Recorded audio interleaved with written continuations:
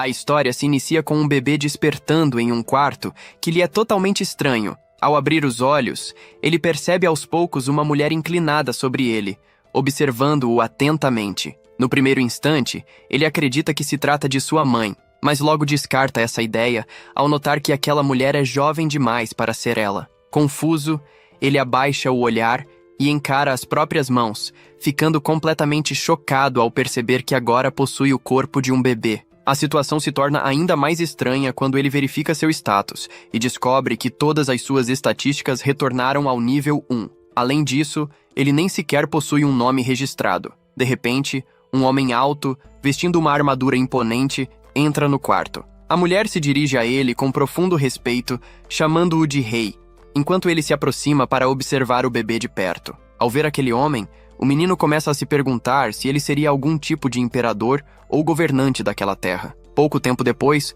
o bebê é levado até um sacerdote para participar de uma cerimônia de nomeação. Durante o ritual, ele recebe o nome de Noah e é oficialmente declarado como o primeiro príncipe imperial. Quando Noah confere rapidamente seu status e vê que o título de príncipe imperial foi adicionado à lista, ele entende que realmente é filho direto do imperador daquela nação.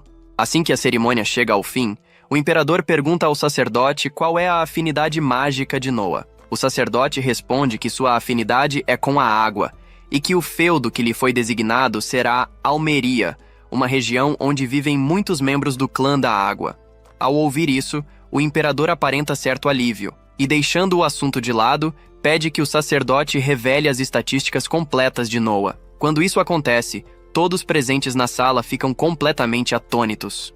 Todas as estatísticas de Noah já estão totalmente maximizadas e sua afinidade com a água alcançou o nível SS. Apesar de ter nascido há apenas algumas horas, possuir números tão elevados indica que ele já passou por um despertar. Um despertar em idade tão precoce é algo nunca visto antes. Por esse motivo, todos concluem que estão diante do nascimento de um talento extraordinário. É nesse momento que Noah compreende que recebeu uma nova vida e que reencarnou como um nobre.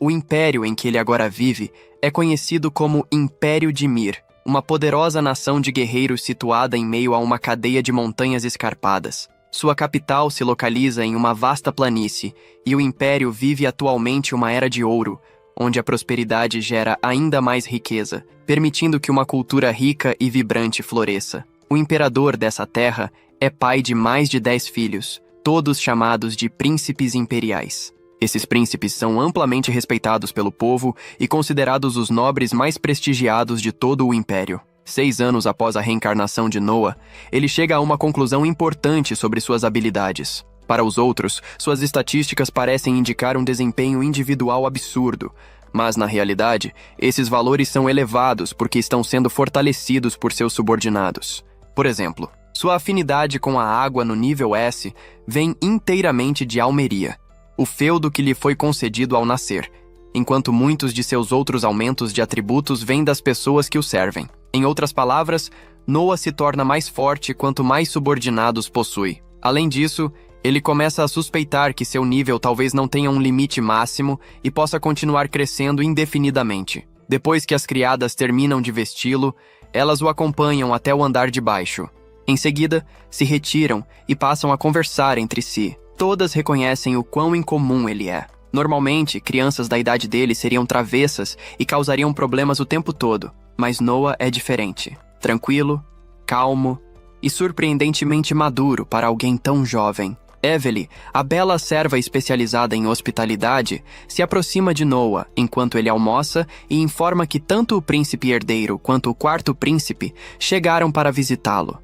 Ela acrescenta que disseram que ele poderia terminar sua refeição antes de encontrá-los. No entanto, Noah sabe exatamente quem é o príncipe herdeiro e entende que não pode se dar ao luxo de fazê-los esperar. Ele pede imediatamente que as criadas o levem até eles. Noah então encontra seus irmãos mais velhos, Albert, o príncipe herdeiro, e Henrique, o quarto príncipe. Após a troca de saudações formais, Albert diz a Noah que veio lhe entregar um presente.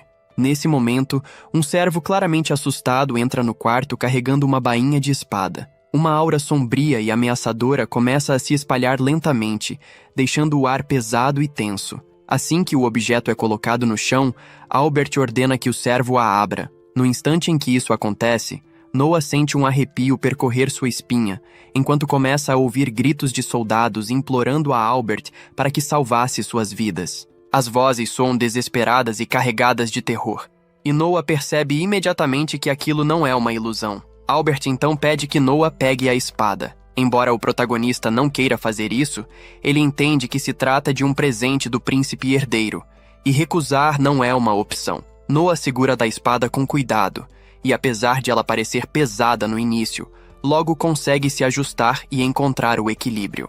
Após isso, Albert explica que a espada se chama Leviatã, uma espada de água, o elemento considerado o mais poderoso de todo o Império. Cerca de 120 pessoas morreram tentando dominá-la. Henrique percebe que Noah parece um pouco tenso ao ouvir isso e pede que ele não se preocupe. Ele explica que qualquer pessoa que não seja destinada a empunhar a espada é morta por sua maldição no exato momento em que tenta levantá-la. O fato de Noah ter conseguido segurá-la sem que nada acontecesse prova que ele é, ao menos em certa medida, digno dela. Albert então dá um leve tapinha nas costas de Noah e sai do quarto, dizendo que aquilo foi uma demonstração valiosa. Quando Albert se afasta, Noah mal consegue acreditar no que acabou de acontecer, que poderia tê-lo matado sem esforço algum.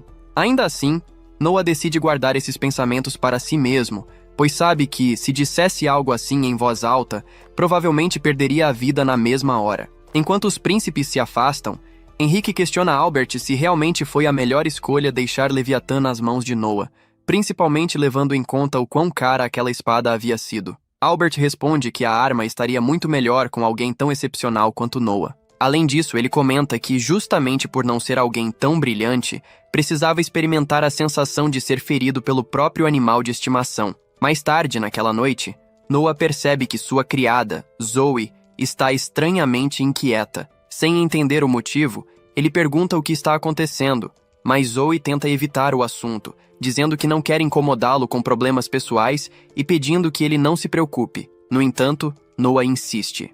Após hesitar por um momento, ela acaba sendo sincera e revela que gostaria de pedir um tempo livre, pois sua cidade natal foi recentemente atingida por uma enchente. A fazenda onde ela cresceu foi completamente destruída pela água, e aquela terra era a única fonte de renda de sua mãe. Desesperada, Zoe confessa que pensou em trabalhar em um bordel, já que lhe disseram que poderia ser vendida por um valor alto, por já ter servido a um príncipe imperial. Noah reage imediatamente, afirmando que jamais permitiria algo assim. Em vez disso, ele oferece empregar a mãe de Zoe na mansão, como responsável por abrir os portões, prometendo pagar um salário generoso. Ele ainda faz questão de ressaltar que a remuneração para esse cargo é muito superior ao que normalmente se oferece. Além disso, Noah menciona que existe uma casa vazia próxima à mansão, onde Zoe e sua mãe poderiam morar juntas. Ao ouvir isso, Zoe não consegue conter as lágrimas. Ela começa a chorar e agradece repetidamente a Noah por sua bondade e generosidade. No fundo, porém, o protagonista sabe que não age apenas por altruísmo. Ter uma ex-criada trabalhando em um bordel mancharia o nome do terceiro príncipe imperial. Como serva, Zoe pertence à sua casa e o servirá por toda a vida. Após esse gesto inesperado, Noah tem certeza de que jamais será traído por tamanha lealdade. Depois disso, ele chama Dylan, o mordomo, e explica que a cidade natal de Zoe foi devastada por uma enchente. Diante dessa situação, ordena que Dylan vá até lá e compre a maior quantidade de terras possível em Dal. Noah sabe que cedo ou tarde, bandidos aparecerão para se aproveitar das pessoas em um momento de fraqueza e caos. Ele quer garantir a posse dessas terras antes que isso aconteça e antes que a situação piore ainda mais. Dylan fica surpreso com a ordem. Mesmo sendo tão jovem, Noah demonstra uma capacidade impressionante de analisar uma situação complexa com precisão e cuidado. Na verdade, Noah já havia vivido algo semelhante em sua vida anterior, mas, obviamente, não pode revelar isso a ninguém, optando por permanecer em silêncio. Dylan admite que a ideia é muito boa, mas levanta um problema importante. De onde virá o dinheiro para comprar tantas terras? Ele explica que adquirir uma área desse tamanho não custaria menos do que algumas centenas de milhares de reais, a moeda usada no Império. Noah percebe que realmente não havia pensado nisso com atenção. Após refletir por um momento, Ele conclui que a solução será vender as terras que possui ao sul da capital. Dylan questiona se isso é prudente, já que aquelas terras foram um presente pessoal do próprio rei, e vendê-las sem autorização poderia ser considerado um crime grave. No entanto, Noah afirma que Dylan não deve se preocupar com possíveis punições ou com a ira do rei, pois ele assumirá pessoalmente todas as consequências dessa decisão. Ele explica que ser nobre significa fazer sacrifícios para tornar a vida dos outros mais segura e digna. Dylan entende o peso dessas palavras e agradece profundamente a Noah por tomar tal decisão, especialmente porque compartilha a mesma cidade natal de Zoe, o que torna sua gratidão ainda mais sincera. No dia seguinte, Noah já converteu os bens em dinheiro e se prepara para comprar o máximo de terras possível o quanto antes. Ele está pronto para ir inspecioná-las pessoalmente,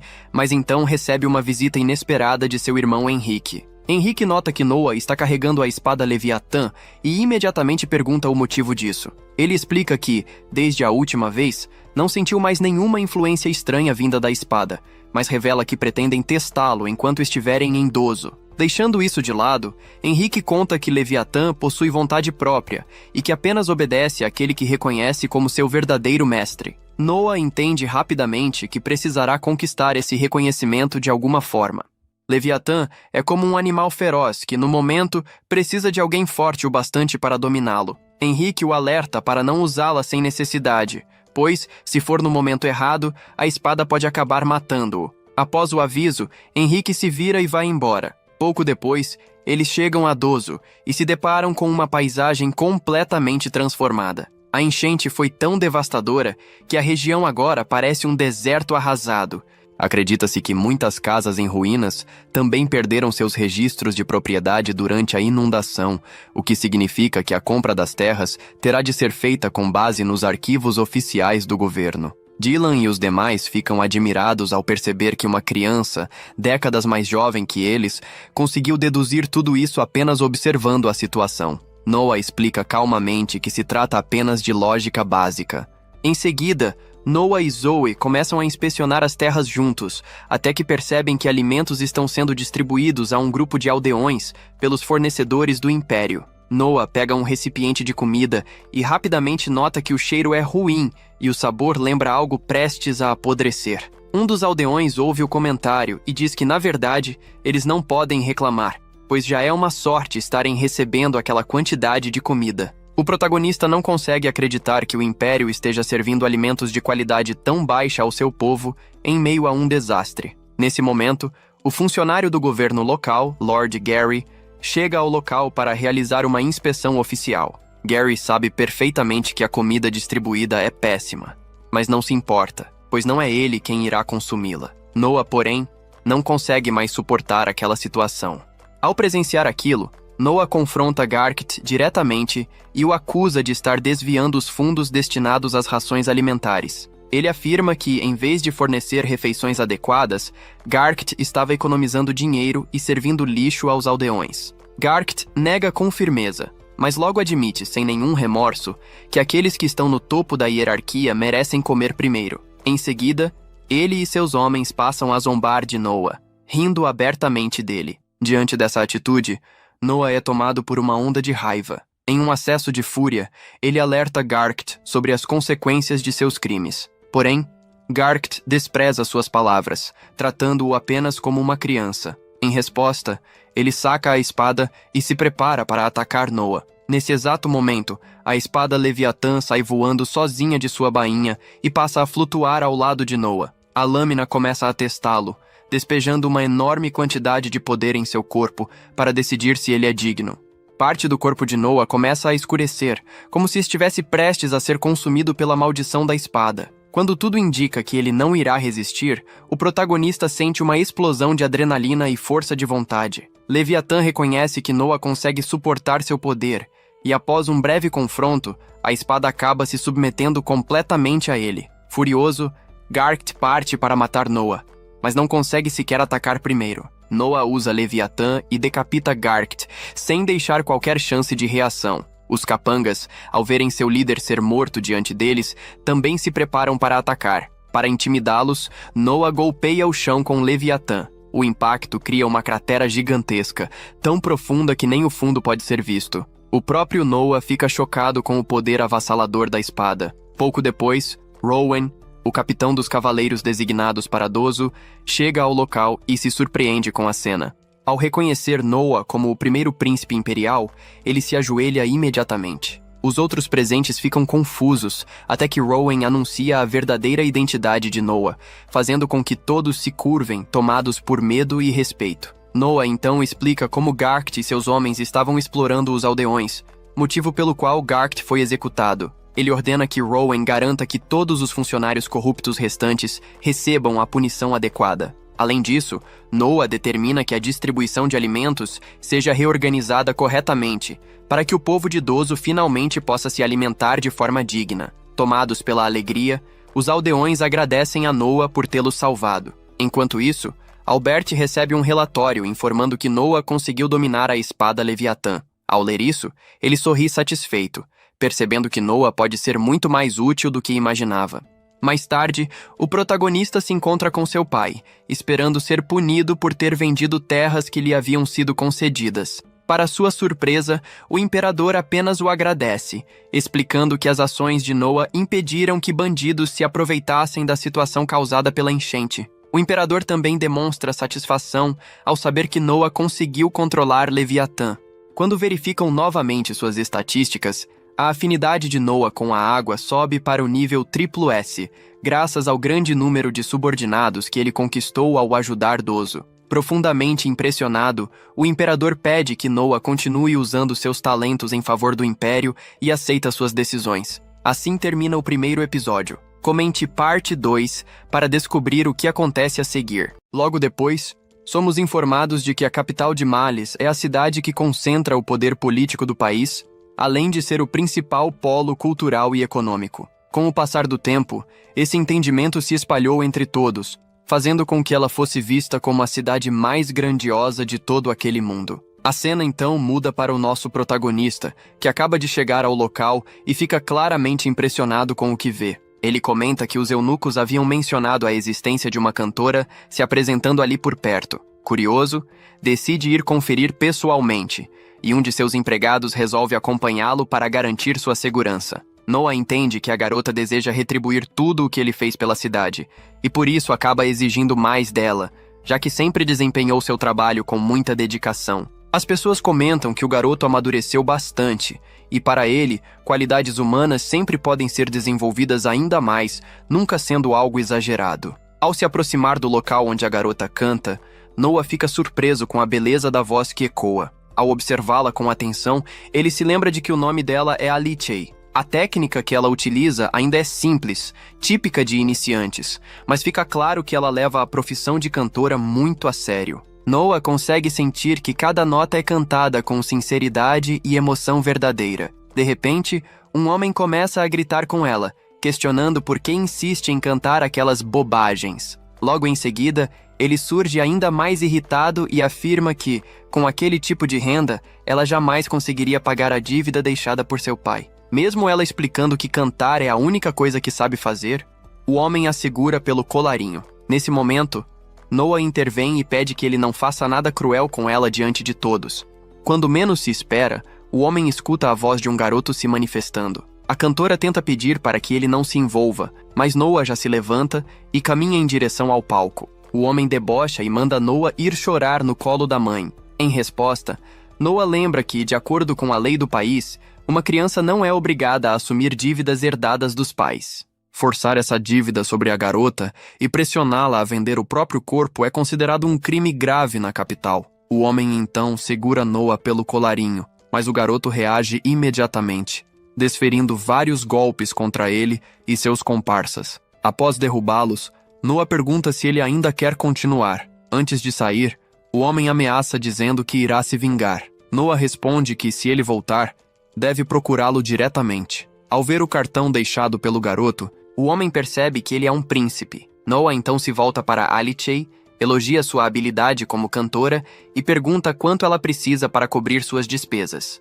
A garota explica que precisa comprar os remédios de sua mãe e Noah prontamente oferece um salário muito alto. Ele decide pagar aquele valor regularmente, pedindo apenas que ela cante sem preocupações. Além disso, Promete aumentar ainda mais o pagamento quando ela melhorar. Por fim, pede que continue cantando, pois ele deseja ouvir mais. A cena muda para Noah já em sua residência. Ao se aproximar do portão, ele percebe um grupo de homens ajoelhados e pergunta quem são. A garota explica que se tratam dos mesmos homens de antes, que vieram pedir desculpas à cantora. Noah ordena que todos sejam mandados embora e pede que a mensagem seja direta e firme, deixando claro que eles não podem falar com um príncipe imperial quando bem entenderem. Nesse momento, seu irmão Henry aparece e diz que Noah não pode lidar com pessoas como aquelas com tanta facilidade, pois isso diminui o prestígio da casa imperial e dos príncipes. Noah concorda que esse é um dos motivos, mas afirma que existe outro. Ele então chama o irmão para conversar dentro da casa. Sentados, Noah explica que aqueles homens estavam extorquindo a cantora. Por isso, decidiu contratá-la e oferecer um salário fixo, garantindo que não voltariam a incomodá-la.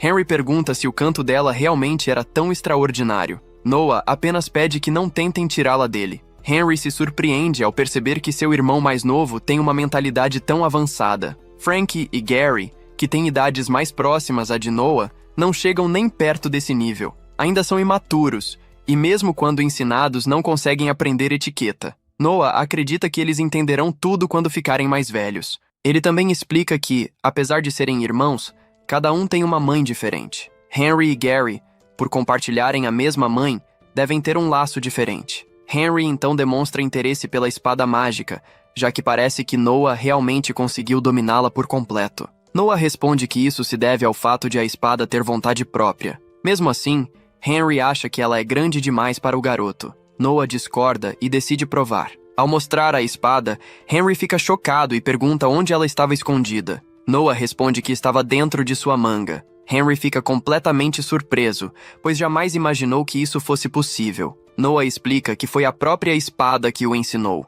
Henry considera aquilo algo inacreditável. Um tesouro nacional que ficou isolado por 200 anos e não possui registros semelhantes no passado. Simples, mas impressionante. A cena então muda para o lado de fora da mansão, onde os homens demonstram revolta com a atitude de Noah e decidem que irão matá-lo quando tiverem a chance. Logo depois, Noah ativa seu olho e faz com que todos se ajoelhem. Um deles implora para que ele abaixe a cabeça. Henry pergunta o que Noah fez dessa vez. O garoto responde que apenas liberou uma pequena parte do poder da espada para forçá-los a se ajoelhar. Henry fica impressionado e percebe que Noah realmente dominou a espada. A cena muda novamente para Noah na cidade, agora convidado para um jantar, o que ele acredita que será divertido. Ao entrar, todos começam a aplaudi-lo, impressionados tanto com sua aparência quanto com sua educação. Um dos homens nota a espada e pergunta o que ela é. Noah responde que se chama Leviatã,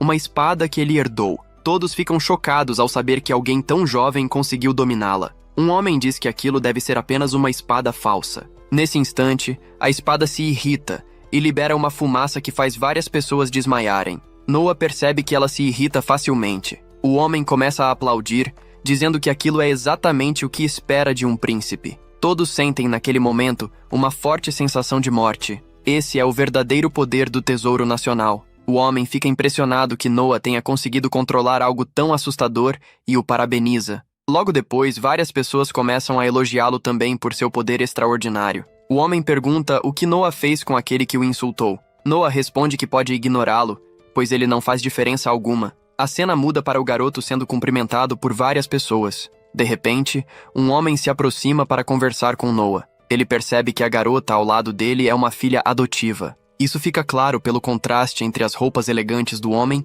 e as vestes simples da garota. Noah tem certeza de que ela foi uma ex-escrava. Ele nota o olhar dela mudar levemente, como se estivesse sendo avaliada. Um olhar típico de alguém que já foi escravizado. O homem se ajoelha e admite que Noah está certo. Ele explica que comprou a garota como escrava, mas que ela aprendeu tudo muito rápido, então decidiu adotá-la e ensiná-la corretamente. Noah gosta desse tipo de atitude e diz que na próxima vez irá convidar os dois para visitar sua mansão. Ele percebe que o homem sabe a hora de parar. O velho comenta que aquele homem é inteligente, pois, se continuasse falando, poderia acabar despertando ciúmes desnecessários. Noah explica que esse também foi outro motivo pelo qual percebeu que a garota havia sido uma escrava. No momento em que Noah toca em sua espada, ela reage de forma defensiva, como se sentisse perigo. Ao mesmo tempo, a garota se posiciona para protegê-lo instintivamente.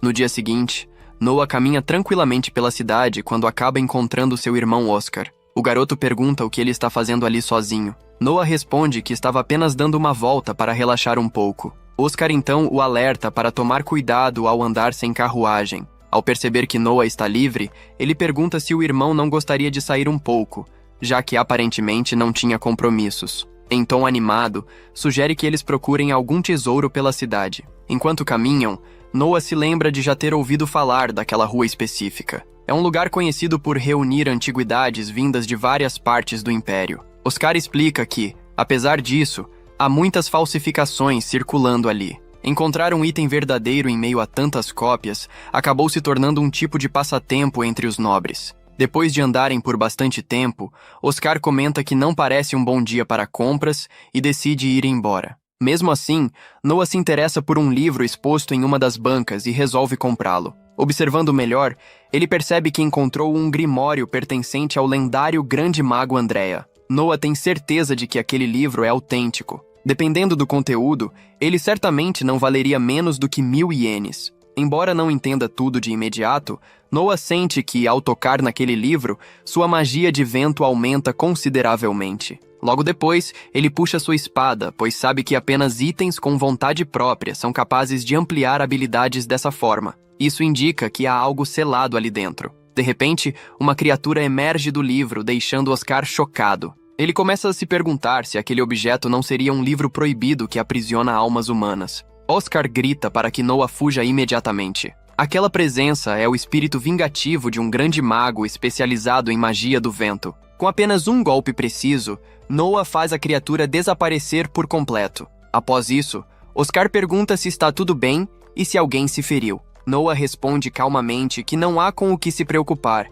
pois direcionou o ataque para o alto justamente para não atingir ninguém. Oscar fica impressionado com a rapidez de raciocínio do irmão e se pergunta como ele conseguiu se tornar tão forte em tão pouco tempo. Nesse momento, um homem surge diante dos dois, afirmando ser dono de uma loja de antiguidades. Ele se apresenta como Alan, dizendo que acompanhou de perto as grandes conquistas do garoto e que por isso gostaria de mostrar algo especial para eles. Em seguida, revela um anel envolto por uma aura obscura. Ele comenta que já mostrou aquele item para muitas pessoas diferentes, mas nunca recebeu nenhuma reação relevante. Noah questiona se aquilo não seria apenas um objeto sem valor. O homem explica que também já tentou se livrar do anel várias vezes, acreditando que fosse inútil. Porém, de alguma forma, ele sempre acabava retornando para suas mãos. Esse detalhe desperta ainda mais o interesse dele, que considera o fato bastante curioso. Oscar também se anima com a ideia e sugere que Noah experimente o anel. Assim que o garoto o coloca, percebe que o anel fala, revelando ser de nível SSS. Logo depois, o item começa a se transformar em uma armadura completa, deixando todos ao redor impressionados. Ao abrir sua janela de status, Noah nota que não houve qualquer aumento direto nos atributos. Aquilo parecia ser uma entidade diferente, tanto do Grimório anterior, quanto da Leviatã. Ainda assim, o anel possuía várias magias disponíveis para uso. Noah comenta que enviará a recompensa ao homem mais tarde, mas Oscar interrompe, dizendo que quer pagar por aquilo, pois considera o anel um presente para o garoto. Depois da espada mágica e agora da armadura mágica, Oscar percebe que há algo realmente fora do comum em Noah. Ao descerem da carruagem, o garoto decide agir. De repente, o mesmo homem surge tentando atacá-lo, mas Noah bloqueia o golpe com facilidade, enquanto vários soldados aparecem ao redor. Oscar pergunta como ele conseguiu criar aquele escudo. Noah explica que foi graças ao anel, pois conectou a Leviatã a ele, e juntos acabaram criando aquela defesa. O garoto percebe que o anel reagiu automaticamente à hostilidade, funcionando como um sistema de proteção. Oscar acha aquilo incrível e fica ainda mais impressionado com o irmão mais novo, já que a capacidade dele de fazer coisas assim parece algo fora deste mundo. A cena muda, mostrando Noah observando a garota cantar novamente. Ao olhar ao redor, ele percebe várias pessoas começando a brigar por causa dela. Sem hesitar, Noah cria um escudo para impedir aquela confusão inútil e logo em seguida usa um golpe de choque para conter os dois envolvidos. Ele então pergunta ao homem responsável pelo local por que tantas brigas acontecem ali. O homem explica que esse tipo de gente acaba sustentando o bar. Diante disso, Noah decide comprar todo o estabelecimento, deixando o homem extremamente agradecido. A garota pergunta se realmente vale a pena investir tanto dinheiro por causa dela e diz que gostaria de retribuir de alguma forma. Noah responde que só deseja que ela continue cantando com a voz que possui. Ela pergunta se ele realmente a valoriza como cantora, e o garoto confirma, dizendo que quer que o imperador a ouça cantar algum dia. Até que esse momento chegue, ele gostaria que ela continuasse se apresentando. Emocionada, a garota começa a chorar, mas logo retoma o canto. Noah fica impressionado com a voz dela, que realmente soa belíssima. Ele tem certeza de que não errou em sua escolha e acredita que a garota é, sem dúvida, um verdadeiro tesouro. A cena muda para o protagonista, que se encontra enquanto suas criadas terminam de vesti-lo. Elas o informam de que ele receberá em breve a visita do governador-geral de Rojov, Dad Murray. O garoto pede que o deixem entrar logo, afirmando que já está preparado. Em seguida, é explicado que a família imperial possui a tradição de conceder feudos aos príncipes, responsabilizando-os por aprender sobre assuntos administrativos e governamentais. Por esse motivo, as pessoas que vivem nesses territórios costumam admirar o príncipe imperial como um verdadeiro mestre, o senhor absoluto daquelas terras. Para aquele homem que nasceu em Almeria e agora atua em Rojov, não era diferente. Pouco depois, o homem se apresenta formalmente como governador-geral de Rojov. Ele demonstra grande honra por finalmente encontrar o garoto. O jovem apenas pede que ele não seja tão rígido e formal. Após ouvir isso, o homem se sente mais à vontade. Em seguida, explica que, cerca de 1 ano e meio antes, teve a honra de cumprimentar o garoto quando foi oficialmente nomeado governador-geral pelo imperador. O garoto pergunta como anda o trabalho nas terras de Rojov. Ele lembra que recebeu a missão de supervisionar o controle das enchentes naquela região por ordem imperial. Sabe também que a situação não está boa. Rojov é uma área fértil, conhecida por sua produção de grãos, localizada na curva de um grande rio.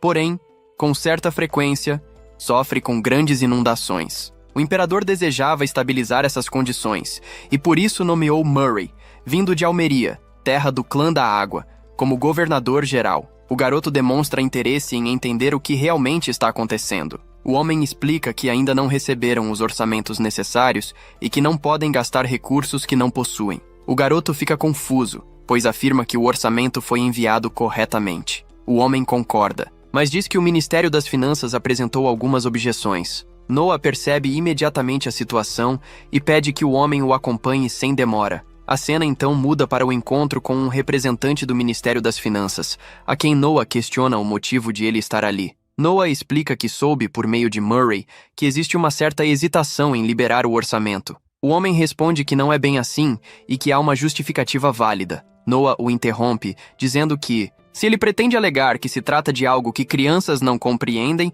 é melhor ficar em silêncio. O homem engole em seco e esclarece que não é esse o caso. Ele então explica que Rojov sofreu severas inundações no ano anterior. O imperador ficou profundamente entristecido com a situação e concedeu isenção total de impostos por 1 ano inteiro. Em outras palavras, houve uma economia significativa por parte da região. O Ministério das Finanças considera aceitável utilizar esse valor. O homem pergunta se Noah compreende a explicação. Noah se irrita e questiona se ele está zombando dele. Noah afirma que houve uma enchente e que, por compaixão, o imperador isentou todos do pagamento de impostos, o que significa que não havia impostos a serem cobrados. Foi um ato de bondade imperial. Porém, esse é exatamente o problema. O homem falou como se aquilo fosse algo lógico e aceitável. Noah, visivelmente irritado, pergunta novamente se ele está brincando com a sua cara. O homem responde que não. Noah então exige saber a verdade.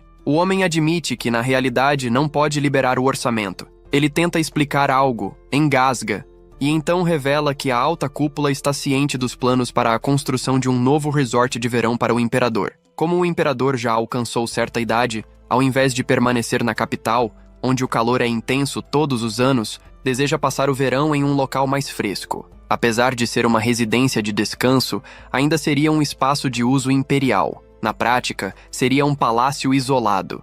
Em resumo, seria necessário construir praticamente uma nova cidade para servir como casa de verão, o que exigiria uma enorme quantidade de recursos. O homem percebe que envolver o imperador nesse assunto seria extremamente delicado. O Tesouro Nacional está sobrecarregado para atender às necessidades imperiais. Noah perde a paciência, manda o homem calar a boca e afirma que aquilo é uma grave falta de respeito, chamando-o de canalha. O controle das enchentes é vital para uma região que sofre com inundações, mas os recursos estão sendo retidos para a construção de uma casa de férias.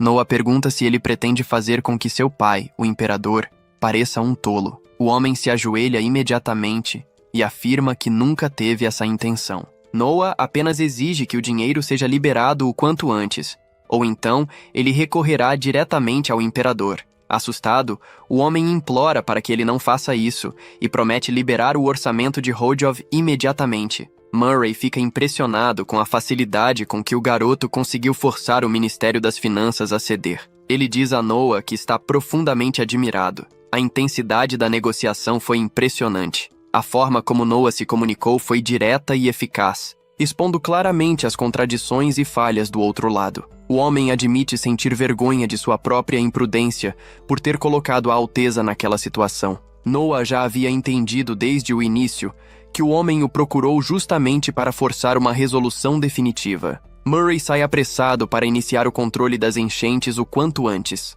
Logo depois, surge um mensageiro informando Noah de que ele deve ir ao castelo imediatamente, pois o imperador deseja vê-lo. O imperador o parabeniza por sua atitude e comenta sobre o caso de Hodjov. Ele também menciona que soube que Noah esmagou Maybrick. Noah se mostra surpreso e pergunta como ele soube disso tão rápido. O imperador explica que a informação é uma arma poderosa e que ele deve sempre se esforçar para aprimorar esse aspecto. Noah diz que apenas fez o que lhe pareceu natural. O imperador responde que aquilo que é natural para alguns é extremamente difícil para outros. Muitas pessoas possuem boa lábia e a usam apenas para bajular. Poucas conseguem fazer o óbvio da forma correta. Mesmo com apenas 6 anos, Noah consegue impressionar profundamente seu pai. O imperador pede que ele fique em pé e pergunta se a arma que ele carrega é a Leviatã. O homem presente percebe que Noah escolheu a espada mais poderosa. Ele sabe que sua própria mansão faz parte da rede de informações, e só de pensar que Noah conseguiu dominar completamente aquela espada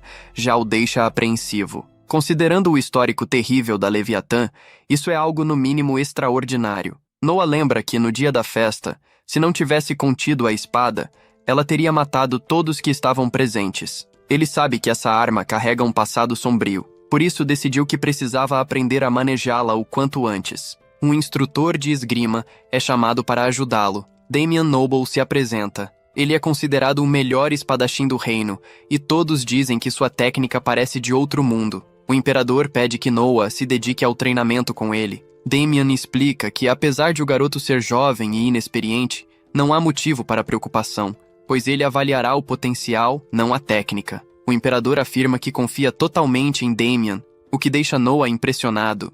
O espadachim pede que Noah ataque imediatamente. Ao avançar, Noah passa a ver as imagens dos antigos portadores da espada. Com uma movimentação precisa e fluida, ele consegue desarmar Damian. O homem se ajoelha e admite que não há nada que possa ensinar a Noah. A força e a agilidade do garoto são compatíveis com sua idade, mas sua técnica é refinada. As habilidades de Noah com a espada já se encontram no nível de um mestre. Seria arrogância tentar ensiná-lo. Ele foi completamente derrotado. O imperador fica profundamente impressionado e decide confiar a Noah a função de chefe da seleção de cavaleiros naquele ano. Noah fica feliz com a decisão e promete dar o seu melhor. É explicado que a seleção de cavaleiros é um dos maiores eventos anuais de todo o Império. O Império sempre foi conhecido como uma nação de guerreiros, um lugar que valoriza profundamente a força e a habilidade marcial. Desde tempos antigos, dizia-se que o caminho das artes marciais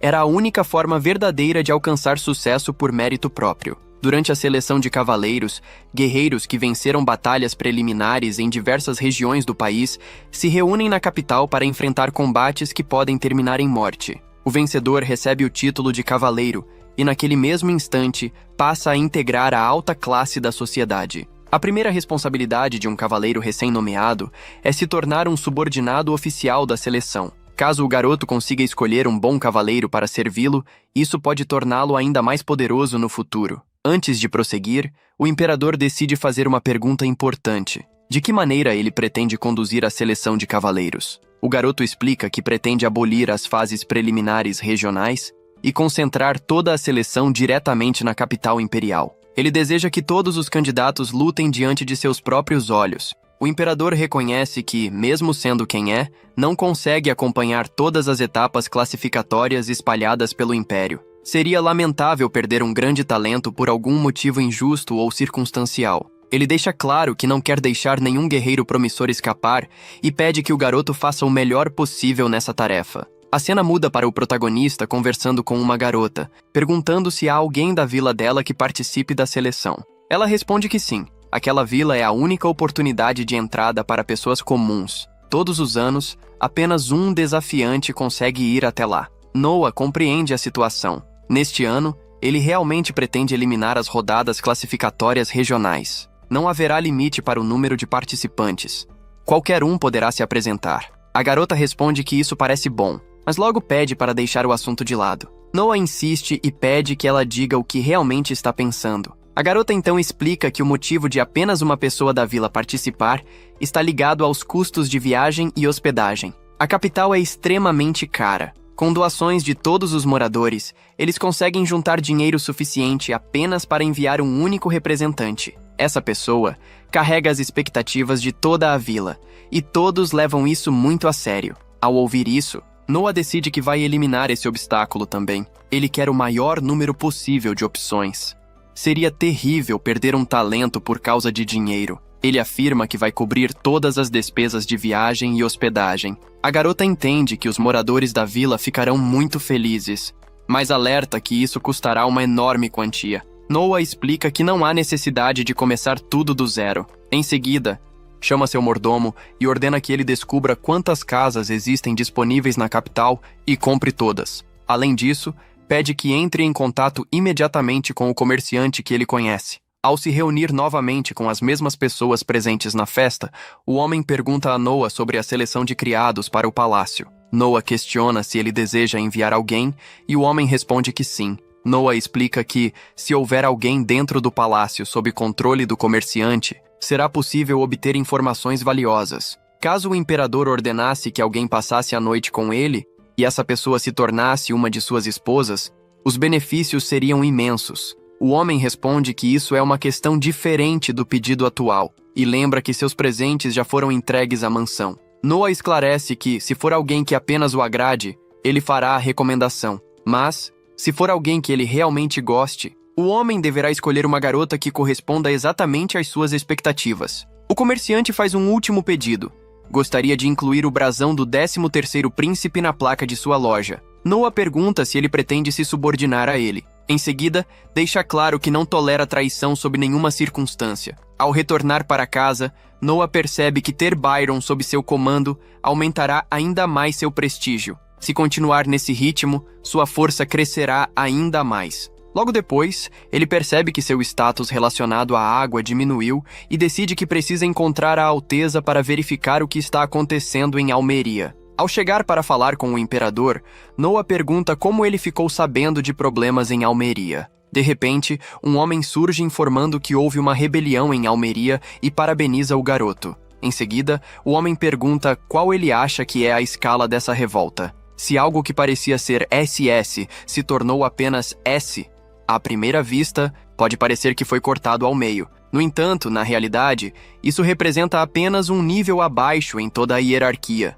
Ou seja, ele acredita que seja um conflito de segundo porte, envolvendo poucas pessoas. O pai pergunta se Noah deseja ser o comandante da guerra. O garoto responde que não, pois se considera inexperiente no campo de batalha e acredita que Henry seja mais adequado para liderar. Ambos seguem juntos, e Henry questiona se ele tem certeza dessa decisão, já que seria uma excelente oportunidade para ganhar prestígio. Noah responde que está tudo bem, pois ainda é muito jovem. Nesse momento, a Leviatã reage, e o garoto percebe que a espada está respondendo a ele. Ao sair da carruagem, eles são atacados, mas Noah consegue se defender graças aos seus escudos. Ele logo percebe que os inimigos são magos de água de Almeria. Ao avançarem contra ele, Noah derrota todos com extrema facilidade. Após a batalha, ele decide mantê-los vivos, pois existe a possibilidade de que tentem tirar a própria vida. Ao retornar para casa, Noah chama o homem novamente e exige que essa informação não vaze de maneira alguma. Caso isso aconteça, ele deixará claro que considerará o homem como morto. Noah também ordena que ele compre, o mais rápido possível, ração para cavalos, pois acredita que os inimigos tenham adquirido montarias de outra nação. Isso ajudará diretamente seu irmão na guerra. Por isso, pede que ele parta imediatamente para cumprir a ordem.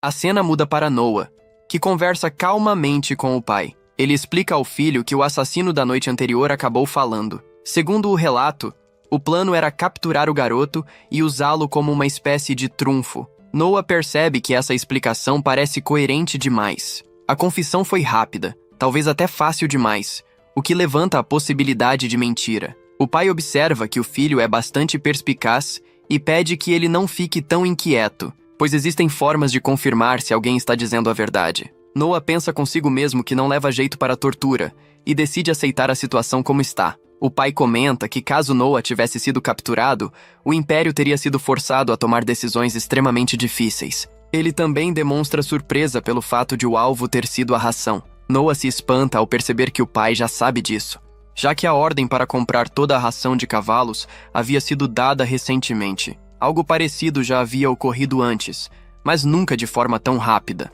O pai explica que, se fosse apenas um cerco comum, qualquer um poderia ter pensado nisso. Albert, por exemplo, teria deixado os rebeldes morrerem de fome como aviso aos outros. No entanto, Noah suspeita de uma invasão ao seu povo e o cerco direcionado apenas aos cavalos reforça essa ideia, ainda mais tendo sido financiado com recursos pessoais. O pai se abaixa, olha para o filho e diz que ele é incrível, reconhecendo que nada daquilo foi simples de realizar. Sabendo disso, decide que precisa recompensá-lo. Ele permite que Noah acrescente uma espada ao brasão da família. Em seguida, é explicado que o Império é uma nação de guerreiros, e a espada é seu maior símbolo. Utilizá-la no brasão sem autorização imperial é uma ofensa grave, que pode até levar à morte. Por outro lado, quando concedida pelo imperador, é uma das maiores honrarias existentes. O pai então ordena que Cruz emita o decreto imediatamente. Noah fica envergonhado e agradece, dizendo-se honrado. A cena muda para Noah ao lado de um de seus homens, que aguardava há algum tempo. Ele explica que a quantidade de grãos processados para a ração que pode ser transportada é limitada e que também é possível descobrir a rota de entrega. Monopolizar a compra facilita bastante esse processo.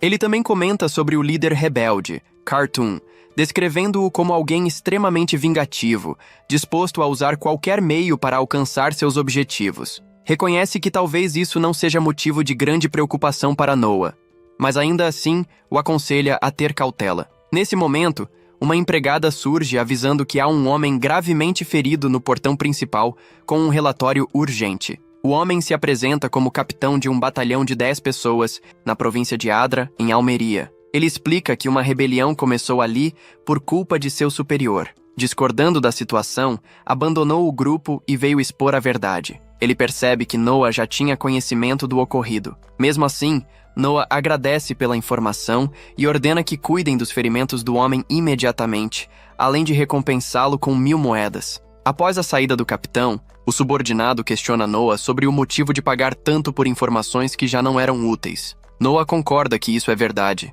mas destaca que um capitão veio alertá-lo apenas por lealdade, e isso merece reconhecimento. A cena muda para Noah em sua sala, quando uma jovem pálida aparece. Ela explica que recebeu 500 ienes para envenenar o garoto, sob a desculpa de que seria um remédio para dormir para sempre. Noah pergunta se, caso ele não morresse, pretendiam levar seu corpo, e ela confirma. Ele percebe que são os rebeldes novamente e entende que a ameaça é real. Questiona por que ela trouxe isso até ele, e a garota responde que jamais o trairia. Ele ajudou sua família e sua vila com dinheiro e abrigo, mas ela foi ameaçada de morte caso não obedecesse. Noah pede que ela se acalme e decide recompensá-la com 5.000 ienes por sua lealdade. Mesmo relutante, ele insiste e pede que não se preocupe. Noah decide ingerir a droga e, se desmaiar, quer que o entreguem aos rebeldes. Ordena que ela fuja e se esconda imediatamente, pois tentariam silenciá-la de qualquer forma. A cena muda para Noah, sequestrado pelos bandidos. Ele percebe que está completamente amarrado e, em seguida, invoca sua espada. Considera ter sido uma ótima decisão escondê-la, já que certamente teria sido confiscada. Como esperado, o anel permaneceu com ele. Com isso, corta rapidamente tudo que o prendia. Pensava estar em um quarto, mas percebe que está na parte traseira de uma carruagem. Noah pede para que Leviatã lhe mostre as memórias e a cena muda para um castelo cheio de bandidos. Eles questionam onde está a criada e decidem esquecer isso, optando por levar o garoto antes que os guardas apareçam. Após ver todas as lembranças mostradas por Leviatã, Noah fica impressionado e entende completamente a situação. Do lado de fora, os bandidos discutem quem não o amarrou direito, suspeitando até de ajuda externa, mas se perguntam o que uma criança poderia fazer sozinha. Antes que percebam, um deles é eliminado sem dificuldade. Noah pensa que toda aquela viagem foi inútil, pois esperava informações mais valiosas, mas encontrou apenas subordinados comuns. Em seguida, todos atacam ao mesmo tempo, e Noah os derrota com facilidade. De repente, sua empregada surge acompanhada de vários guardas. Ela se desculpa, lembrando que deveria ter se escondido, mas ficou preocupada com ele. Ao olhar em volta, percebe que Noah derrotou todos sozinho. Noah pergunta quem é o capitão e o homem se apresenta. Ele decide deixar que o capitão cuide do resto. Ao revistar um dos bandidos, uma espada cai no chão, e Noah ordena que ninguém toque nela. Pede que todos se afastem imediatamente. Ele reconhece a arma como a adaga comentada anteriormente, sentindo uma magia intensa emanando dela. Através de Leviatã, percebe até mesmo a maldição contida ali, carregada pelo rancor de quem a amaldiçoou. Noah ordena que a fonte dessa magia seja eliminada e a energia dispara, atingindo mortalmente o responsável pela guerra. A cena muda para Noah diante do pai novamente. Ele se ajoelha e o pai diz que o filho fez um trabalho excelente. Ao que tudo indica, o líder do exército rebelde foi atingido na testa por um estranho jato de água que surgiu do nada na noite anterior. O pai pergunta se Noah foi responsável, e ele confirma. Noah percebe que, como sempre, o pai obtém informações rapidamente. Usando o rancor presente na adaga como marcador, ele mirou Leviatã no verdadeiro dono da arma e o ataque funcionou. Com a morte do líder, os rebeldes de Almeria perderam sua força, e a revolta foi rapidamente contida pelo quarto príncipe imperial, Henry. A cena muda para uma sala onde é informado que quase todos os envolvidos na rebelião foram presos. Um oficial solicita à majestade instruções sobre a punição. O imperador ordena que preparem gado e cavalos, decretando que toda a família dos rebeldes será desmembrada. Todos ficam impressionados com a severidade da punição decretada pelo rei para aquelas pessoas. O pai decide que todos serão punidos o quanto antes por terem iniciado uma rebelião em seu território. Nesse momento, Noah pede permissão para falar diante de todos. Ele afirma que não gostaria que aquilo fosse feito daquela maneira. Irritado, o rei ordena que o filho explique logo o que quer dizer. Noah então declara que a punição deve estar de acordo com a lei. Segundo a lei imperial, o líder de um ato de traição é condenado à morte por decapitação. Seus parentes até o 3º grau devem ser enforcados. Os demais envolvidos podem ser decapitados, dependendo do nível de participação. Ele ressalta que, embora o termo desmembramento seja usado como expressão, tal punição não existe na lei imperial. O rei responde que essas pessoas acabarão manchando a reputação de Noah. O garoto rebate, dizendo que, se o próprio rei tomar a iniciativa de infringir a lei, isso pode gerar caos em todo o império. Pede que o pai considere bem essa consequência. Após ouvi-lo, o rei admite que o filho está certo e agradece por tê-lo corrigido. Todos ficam impressionados com a postura de Noah. O rei então declara que não se contentarão com uma punição branda. A sentença será a pena máxima permitida por lei, sem qualquer possibilidade de atenuação. Ele pergunta se Noah ainda tem algo a dizer, e o garoto responde que não. Em seguida, o rei ordena que o primeiro-ministro dê início à execução das sentenças. Todos percebem que Noah tem um futuro extraordinário pela frente. O pai se aproxima dele e afirma que foi graças ao filho que evitaram uma mancha na história do império. Reconhecendo isso, decide conceder-lhe uma recompensa. Resolve conceder a Noah um título. Embora qualquer um de seus filhos pudesse repreendê-lo, deseja que a sabedoria do garoto seja reconhecida. Assim, concede-lhe o título de sábio. A reação é imediata. Todos ficam chocados e emocionados. O rei comenta que gostaria que Noa tivesse nascido um pouco antes. A multidão começa a gritar o nome do garoto. O pai, então, o lembra de que a seleção de cavaleiros acontecerá em breve e pergunta se ele já decidiu o que fará. Noa diz que tem uma ideia e prefere explicá-la mais tarde. Os dois se encontram em particular, e Noa demonstra um de seus poderes ao pai. Ele explica que pretende fazer com que todos o ataquem no dia da seleção, para avaliar até onde cada um consegue avançar. O pai concorda, pois isso reduzirá o próprio fardo e tornará o longo processo de seleção mais eficiente. Ainda assim, alerta que existe o risco de surgir alguém realmente forte. Noa afirma que já está ciente disso e preparado para enfrentar qualquer situação. Impressionado com a coragem do filho, o pai diz que ele pode agir como quiser. A cena muda para o castelo, onde o primeiro-ministro comenta, preocupado, sobre a fala do rei ao dizer que gostaria que Noa tivesse nascido antes, considerando isso uma afirmação perigosa em público. O rei discorda e afirma que não vê problema algum nisso. Noa não apenas lhe deu conselhos corretos, como também eliminou um líder inimigo sem sequer ir ao campo de batalha, algo inédito. Além disso, como já se esperava, a espada mágica de Noa possui um poder aterrador. O rei então chama Cruz e pede que providencie aquilo que haviam combinado. O homem responde que o selo da Leviatã jamais deveria ser quebrado, mas talvez, sendo Noa, isso possa ser possível. Assim termina mais um episódio. Se você gostou, deixe o like. Inscreva-se no canal para mais conteúdos e nos vemos na próxima semana. Depois de um longo período de expectativa, finalmente teve início a aguardada seleção de cavaleiros. Tratava-se de um evento de enorme importância, realizado apenas uma vez por ano em todo o Império. O nome oficial desse vasto território, que a maioria das pessoas se limitava a chamar simplesmente de Império, era Império Miles. Na língua antiga, a palavra Miles significava guerreiros, um nome carregado de tradição e orgulho. Era justamente por meio dessa seleção que se decidia quem realmente era digno de carregar esse título e servir como cavaleiro imperial. Esse teste sempre atraía a atenção dos cidadãos, desde nobres até pessoas comuns vindas de vilas distantes. No entanto, naquele ano específico, o interesse era ainda maior do que o habitual. O motivo era simples, mas impactante. Pela primeira vez na história, um príncipe imperial assumia o papel de chefe da seleção. Algo assim jamais havia acontecido antes. Por causa disso, multidões se reuniram no local desde as primeiras horas do dia,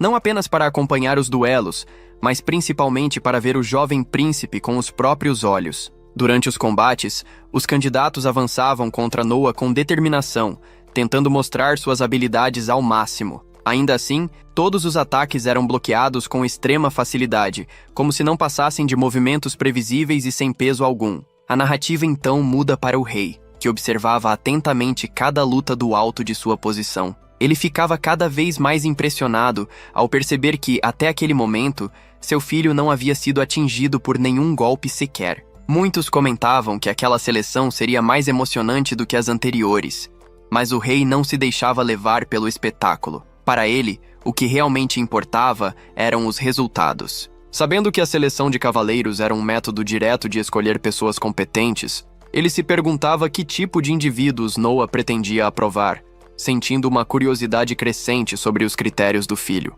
A cena então retorna para Noa, que se mostrava visivelmente frustrado. Quase 200 pessoas já haviam passado por ele, uma após a outra, e nenhuma parecia realmente se destacar aos seus olhos. Era como se todas possuíssem apenas força superficial. De repente, porém, uma garota surge no campo de duelo e, contrariando todas as expectativas, consegue atravessar o escudo de Noa e feri-lo. O choque se espalha instantaneamente entre os espectadores. Muitos ficam revoltados, acreditando que aquilo seria o fim dela por ter ferido um príncipe imperial. No entanto, para a surpresa geral, Noa ordena que a soltem imediatamente e, com calma, pergunta qual é o seu nome. Ela se apresenta como Shirley Grants e, para espanto de todos, Noa a aprova sem hesitação. Ninguém consegue entender o motivo de ele ter aceitado alguém que o feriu. Ainda assim, muitos começam a perceber que o príncipe possui um bom coração e uma forma de pensar diferente. A cena mostra Noa conversando diretamente com Shirley, perguntando se a armadura que ela usa é de sua propriedade. Ela responde que sim, e explica que aquela armadura foi passada de geração em geração dentro de sua família, carregando não apenas valor material, mas também sentimental. Ao perceber que foi aprovada, Shirley fica confusa, pois acredita ter cometido um erro grave. Ela não compreende por que foi aceita mesmo depois de ferir o príncipe. Noah então pergunta se feri-lo por engano realmente deveria ser considerado um crime tão sério e explica que a culpa foi dele, não dela. Em seguida, Noah pede que Shirley se levante e o ataque novamente. Embora ache aquilo estranho, ela obedece, pois se trata de uma ordem direta. Quando ela ataca, Noah se defende sem qualquer dificuldade e explica que, se quisesse, teria bloqueado o primeiro golpe da mesma forma. Ele deixa claro que ela não o feriu por acaso. Noah então explica que a essência de um cavaleiro é seguir ordens e agir com seriedade. Ele quis testá-la para verificar sua lealdade, pois não deseja alguém que haja apenas conforme o próprio humor. Shirley atacou com a mesma determinação nas 2 vezes, e isso foi suficiente para convencê-lo. Shirley se ajoelha mais uma vez e jura lealdade a Noah. Ao observar com atenção, ele percebe que as habilidades dela haviam melhorado, mesmo em um curto espaço de tempo. Logo depois, um médico aparece para tratar o ferimento de Noah e comenta que ele teve muita sorte, já que o golpe não atingiu ossos nem tendões. Shirley fica impressionada ao ver como o príncipe está sendo tratado, pois em sua vila não existem médicos. Ao ser questionada por Noah sobre como lidam com doenças, ela explica que a anciã da vila reza por todos e afasta as enfermidades. O médico comenta que isso é algo comum em vilas pobres. Noah então pergunta se a maneira mais fácil de se tornar médico é sendo discípulo, e o homem confirma sem hesitar. Diante disso, Noah dá sua primeira ordem oficial a Shirley. Quer que ela leve as pessoas mais inteligentes de sua vila até a capital. Ele pede ao médico que acolha algumas dessas crianças como discípulos, e o homem aceita prontamente. Noah afirma que cobrirá todos os custos, pois deseja que essas crianças se tornem médicos e, no futuro, cuidem de sua própria vila. Shirley agradece profundamente, mas Noah a interrompe, dizendo que um cavaleiro não deve se curvar daquela forma e que ela ainda precisa aprender etiqueta. A cena muda para Shirley acordando em sua nova casa, completamente impressionada com os aposentos destinados aos criados. Ela quase não conseguiu dormir naquela noite, tomada por ansiedade e surpresa. Ao caminhar pelos corredores do castelo, ouve as criadas comentarem sobre quem poderia ser a futura esposa de Noah. Shirley lembra que ele tem apenas 6 anos, mas elas explicam que príncipes imperiais costumam se casar antes dos 15. Uma delas comenta que Noah é extremamente popular entre as garotas, a ponto de várias cafeterias estarem abrindo nas proximidades do castelo apenas para tentar vê-lo de longe. Todos demonstram surpresa com o quanto o príncipe é querido pelo povo. A narrativa retorna para Noah em sua sala, onde um subordinado apresenta os resultados finais da seleção daquele ano. Graças ao método utilizado por Noah, os novos recrutas são considerados de altíssimo nível. A tropa de cavaleiros envia mensagens de agradecimento, reconhecendo a eficiência do processo. Noah pede que o homem transmita sua gratidão pela cooperação. Ao se despedir, o subordinado se ajoelha, lembrando que ambos são colegas de trabalho. O homem explica que foi enviado para acompanhar Shirley e lhe dar conselhos, afirmando que não há erro algum em seguir Noah e pedindo que ela se esforce bastante. A cena muda mais uma vez, mostrando Noah assistindo sua amiga cantar no mesmo bar de antes. Seus subordinados elogiam o sucesso da seleção, comentando como tudo ocorreu de forma exemplar. Noah explica que o evento existe para valorizar o trabalho de todos e pede que aproveitem o momento para se divertir. Antes disso, porém, ele avisa que todos os presentes ali são mercadores ligados ao 13º príncipe imperial. Pouco depois, Noah recebe uma carta completamente vazia e entende imediatamente o significado. Alguém havia fugido. Ele percebe que os remanescentes da rebelião de Almeria estão se movimentando de forma preocupante. As empregadas perguntam se eles ainda não desistiram, e Noah explica que a pessoa que enviou a informação está infiltrada, investigando a situação de perto. Ele se lembra claramente de quem trouxe o aviso. As empregadas comentam que essa pessoa parecia muito apaixonada por ele e que o mestre já sabia da rebelião, mas aceitou a informação mesmo assim. Noah afirma que isso é extremamente perigoso, pois agir como intermediário sem treinamento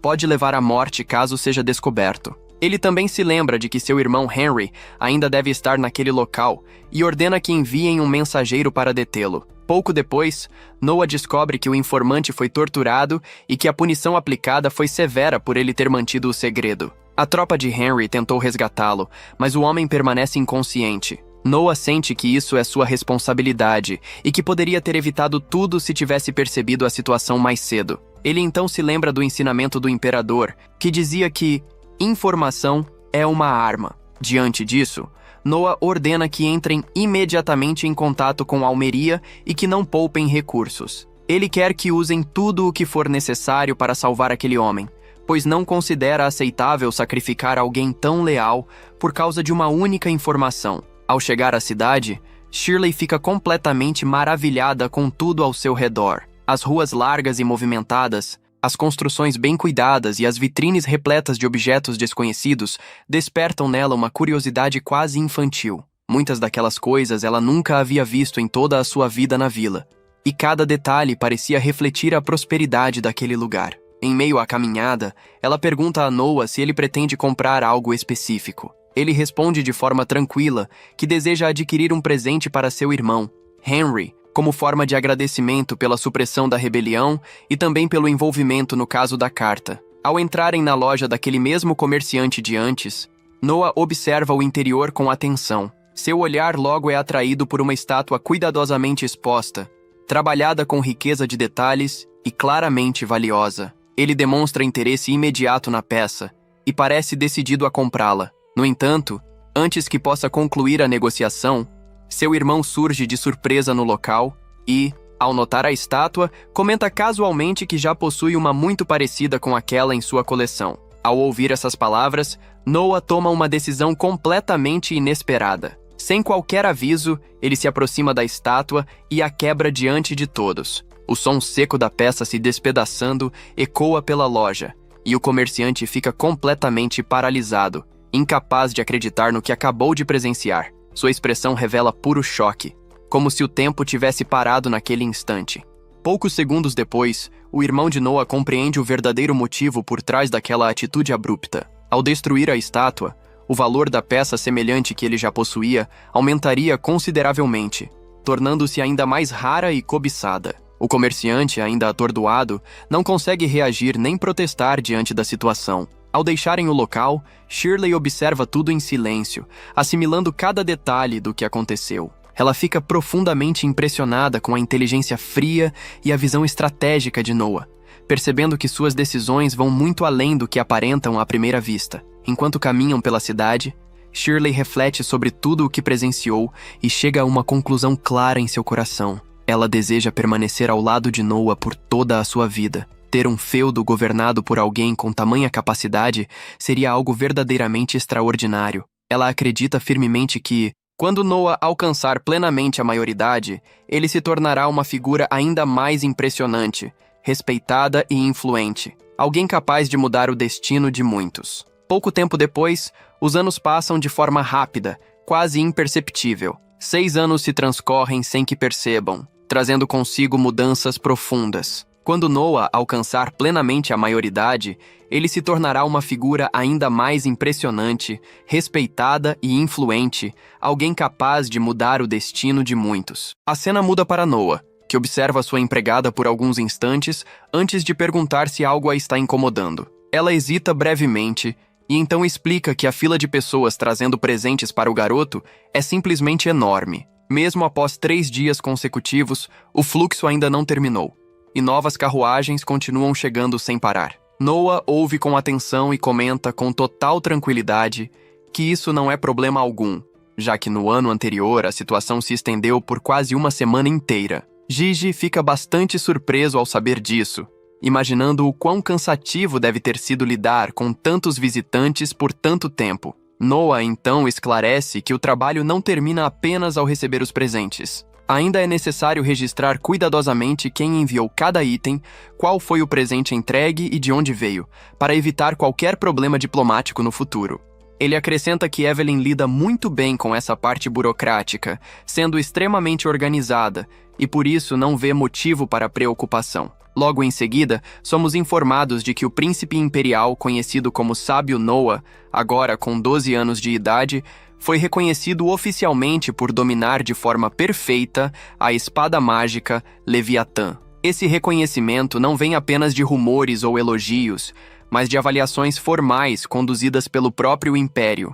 Por ordem direta do imperador, Noah foi enviado à Administração de Recursos Humanos Militares para participar de uma revisão especial. O ministro da Guerra responsável pelo setor é Henry. Ao entrar na sala, Noah cumprimenta o irmão e pergunta se ele precisa de algo específico. Henry responde que gostaria de ouvir a opinião do garoto antes de tomar qualquer decisão definitiva. Ele explica que o imperador emitiu uma ordem para que Rice lidere um exército com o objetivo de conter uma rebelião na região fronteiriça do sul. Caso o grupo de bárbaros seja tratado com complacência, eles se tornariam ainda mais arrogantes e ousados. Por isso, decidiu-se enviar o exército regular, não apenas para vencer, mas para demonstrar claramente a diferença de poder entre o Império e seus inimigos. Noah compreende a situação quase de imediato. Ao observar o homem à sua frente, percebe que Rice é forte, disciplinado e possui talento natural para liderar tropas. Entre os cavaleiros que servem sob o comando de Henry, ele se destaca de maneira evidente. Noah, então, pede que Rice responda a uma pergunta simples e questiona qual é o número exato de soldados envolvidos na operação. Rice fica visivelmente constrangido. Ele hesita, desviando o olhar, incapaz de responder de imediato. Henry percebe a tensão no ar e pergunta o que exatamente Noah está tentando descobrir. O próprio Rice começa a entender a situação e, tomado pela culpa, se ajoelha no chão pedindo perdão. Noah rapidamente tenta acalmar o irmão, dizendo que aquilo não é algo tão grave quanto parece à primeira vista. Ele então explica que, com base no número oficial de soldados registrados no Exército Imperial, o Ministério da Fazenda libera um orçamento correspondente. No entanto, pessoas que não são soldados de fato, como trabalhadores ocasionais, carregadores e colaboradores temporários, acabam sendo incluídas nesses registros. Isso faz com que parte do dinheiro seja desviada de forma quase automática. Rice pede desculpas novamente, assumindo a responsabilidade. Noah pede que Henry aguarde um momento e tranquiliza Rice, dizendo que ele não deve ter medo. Aumentar o número de soldados declarados é um direito do general, e ele não pretende puni-lo por isso. Em muitos casos, até mesmo números simbólicos são usados como ferramenta de intimidação. Henry reconhece que isso é verdade, pois mesmo que o número real seja menor, afirmar que existe um exército de 100 mil homens pode causar um impacto psicológico enorme no inimigo. Noah, porém, explica que desta vez a situação é diferente. A ordem do imperador exige uma vitória esmagadora, sem margem para falhas. Por isso, ele quis saber quantos soldados realmente estão sendo ocultados. Ele pede que Henry seja honesto. Rice responde que são cerca de 2.000 pessoas. Sem demonstrar surpresa, Noah solicita que mais soldados sejam enviados para a linha de frente. Ele pede papel e caneta, escreve algumas instruções com firmeza e manda que o documento seja levado imediatamente ao Ministério da Fazenda. Solicita que seja liberado um orçamento equivalente a mais 2.000 pessoas e deixa claro que não aceitará nenhuma derrota. Ao sair da mansão, Henry reflete silenciosamente que o irmão ainda não conhece de verdade o que é uma guerra. Apesar de sua maturidade impressionante,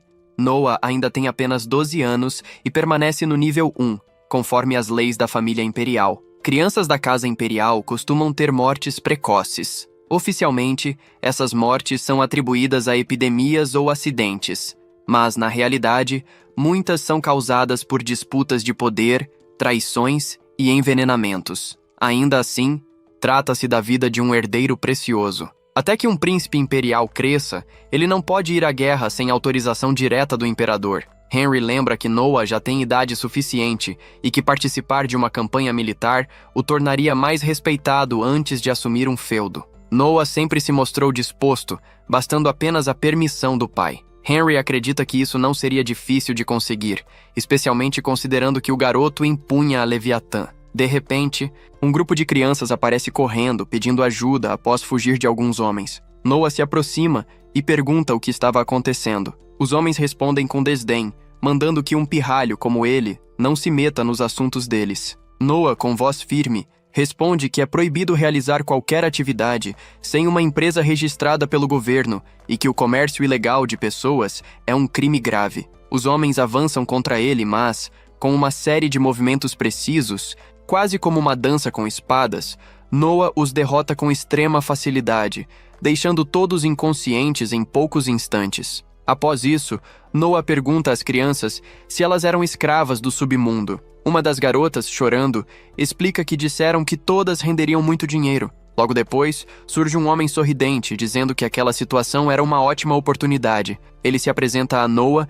e afirma que trabalha negociando crianças como aquelas. Quando iria dizer seu nome, decide não fazê-lo, alegando que trabalha para o primeiro príncipe imperial, Gilbert. Por dentro, Noah não entende completamente o que está acontecendo. Ele manda o homem se calar, especialmente porque Henry está ao seu lado, o que soa como uma ameaça direta. O homem pede que Noah não faça nada. Noah então pergunta a Henry se ele conhece aquele sujeito, e Henry responde que não. Sem hesitar, Noah ataca e faz o homem desmaiar diante de todos. Ele explica às pessoas que presenciaram a cena que aquele sujeito é um canalha que usa o nome de seu irmão para cometer crimes. Noah ordena aos guardas que levem os homens, afirmando que são impostores utilizando o nome do príncipe para atividades ilegais. Ele também pede que as crianças sejam levadas à sua mansão, pois pretende ouvi-las com calma mais tarde. Henry fica impressionado com a forma como Noah resolveu tudo sem causar um grande escândalo. Noah entende que não pode simplesmente descartá-los, caso realmente sejam subordinados de Gilbert. Ignorar a situação faria parecer que ele permitiu o tráfico de escravos do submundo. Tratá-los como farsantes foi a melhor solução, deixando que o próprio Gilbert resolvesse o problema. Ao anoitecer, Noah recebe uma mensagem. Henry pergunta o que aconteceu, e Noah explica que um mensageiro do primeiro príncipe entrou em contato. Gilbert agradeceu pela ajuda, afirmando que os criminosos estavam usando seu nome de forma indevida. Ele planejava entregá-los no dia seguinte, mas os homens se descuidaram e acabaram tirando a própria vida. Noah pergunta a Henry se o tráfico de escravos foi realmente ordenado por Gilbert. Henry responde que sim, dizendo que ele sempre esteve envolvido com negócios obscuros, compra de terras e obsessões desse tipo. Noah conclui que não há muito o que fazer. Gilbert, apesar de ser o primeiro príncipe, é filho de uma concubina e não pode assumir o trono. Talvez, por não poder herdar o império, tenha buscado outros meios para satisfazer seus desejos, como negócios, propriedades e atos que jamais seriam aprovados oficialmente. A cena muda para Noah, conversando calmamente com as crianças resgatadas. Ele explica que tudo já foi resolvido e que, a partir daquele momento, todas estão livres e fora de perigo. Em seguida, Noah pergunta se alguma delas possui um lugar para onde possa ir ou alguém em quem confiar. As crianças respondem que não, explicando que muitas foram vendidas pelas próprias famílias em troca de objetos ou dinheiro, enquanto outras sequer sabem de onde vieram. Diante disso, Noah conclui que, mesmo que as devolvesse, existiria o risco de serem vendidas novamente no futuro. Pensando nisso, ele decide acolhê-las temporariamente. Noah ordena ao mordomo que prepare um local adequado para que possam ficar, garantindo comida, abrigo e segurança. Além disso, pede que sejam oferecidas oportunidades de trabalho digno e que sejam selecionadas aquelas que desejarem estudar para que possam ter um futuro diferente. Uma das garotas, ainda desconfiada, pergunta se ele pretende comprá-las. Noah responde de forma direta que não. Se alguma quiser ir embora, é livre para fazê-lo. Contudo, enquanto permanecerem sob sua proteção, ele irá ajudá-las, desde que não o traiam ou abusem de sua confiança. Em seguida, Noah chama uma de suas empregadas de confiança e lhe entrega uma missão inesperada: assumir oficialmente como a autoridade governante de um pequeno território em Almeria. A partir daquele momento, ela passa a ser reconhecida como uma oficial do Império. É explicado que uma autoridade governante ocupa um cargo de extrema importância, sendo vista pelo povo como uma governadora local, responsável pela administração, segurança e desenvolvimento da região. Trata-se de uma promoção gigantesca para alguém que antes exercia apenas o papel de criada. O narrador explica que o feudo concedido pelo Império ao príncipe imperial é vasto demais para ser administrado por uma única pessoa. Por esse motivo, representantes são enviados para cada região, atuando diretamente em nome do príncipe e garantindo que suas ordens sejam cumpridas. Noah revela que sempre observou aquela garota com atenção e que, entre todas as criadas da mansão, ela é a mais inteligente e dedicada. Para ele, mantê-la apenas cuidando de visitas e tarefas domésticas seria um enorme desperdício de talento. Mesmo após receber essa grande responsabilidade, a garota demonstra o desejo de continuar servindo diretamente a Noah. Ele então explica que justamente por reconhecer sua inteligência e capacidade, quer que ela mostre esse talento ao mundo, trabalhando em algo que realmente faça a diferença, tanto para o Império quanto para ele próprio. Suas palavras emocionam profundamente a garota, que aceita a missão com orgulho, decidida a trabalhar em outro país como representante direta de Noah. A cena muda novamente, mostrando Noah diante de seu pai e de várias figuras importantes do reino reunidas em um grande salão. O rei decide testar o próprio filho e faz uma aposta com o primeiro-ministro, questionando se Noah realmente conhece todas as leis do Império. Uma série de perguntas complexas é feita, e Noah responde a cada uma delas com extrema facilidade, demonstrando não apenas memória, mas também compreensão profunda das normas e de seu impacto no governo. Impressionado diante de todos, o rei toma uma decisão ousada e nomeia Noah como ministro da Justiça do Império. A nomeação deixa todos os presentes completamente chocados, já que se trata de um cargo de enorme responsabilidade, ainda mais para alguém tão jovem. Em seguida, a cena retorna ao garoto no bar de sempre. Noah reflete sobre tudo o que aconteceu, sentindo que apenas responder perguntas não seria motivo suficiente para uma nomeação tão importante. Ele acredita que existe algo maior por trás das decisões do rei, algo que ainda não compreende totalmente. Enquanto isso, as pessoas ao redor elogiam bastante a garota reconhecida como a melhor cantora do reino, título que também foi resultado de uma aposta feita anteriormente por Noah. A narrativa então corta para Gilbert, que aparece extremamente irritado com todos os acontecimentos recentes, claramente insatisfeito com a ascensão e influência crescente do irmão. Logo depois, outro dos irmãos é mostrado sorrindo de forma enigmática, enquanto o rei demonstra grande irritação e ordena que o primeiro-ministro faça imediatamente o que precisa ser feito. Assim, o episódio se encerra, a narrativa muda de foco e apresenta o protagonista dentro de uma ampla sala do palácio, decorada com estantes repletas de documentos e registros judiciais. Ao seu lado, está uma das figuras mais influentes do reino, Vinny, conhecido como vice-presidente da Justiça, um homem experiente, de postura rígida e olhar calculista. Ao encarar o rapaz à sua frente, Noah, Vinny não consegue deixar de notar sua pouca idade. É jovem demais para ocupar um cargo tão elevado. Em silêncio, conclui que sua ascensão só pode ter sido extraordinariamente rápida e possivelmente cercada de circunstâncias incomuns. Noah, por sua vez, não demonstra nervosismo. Ele deseja compreender exatamente o que está acontecendo dentro da instituição que agora lidera. Vinny então explica que existem 2 pontos principais que definem o funcionamento do Ministério da Justiça. O primeiro é coordenar os tribunais de cada região do Império, garantindo que as decisões estejam alinhadas com as leis centrais. O segundo é conduzir os julgamentos relacionados a incidentes ocorridos na capital imperial, inclusive casos antigos e delicados, como a rebelião de 6 anos atrás. Em situações que envolvem crimes graves, como revoltas contra o trono, a tradição determina que o Ministério da Justiça, ou até mesmo o próprio imperador,